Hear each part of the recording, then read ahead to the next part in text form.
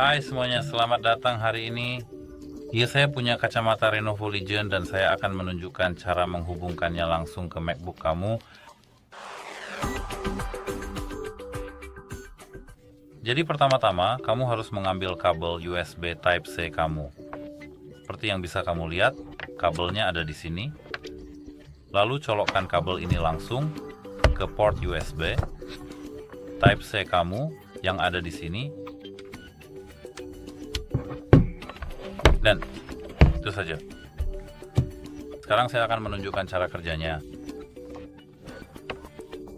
Di sini, kamu hanya perlu melakukan seperti ini saja. Dan kemudian kamu akan melihat tampilan eksternal kamu. Itu saja. Semoga ini membantu kamu. Selamat tinggal.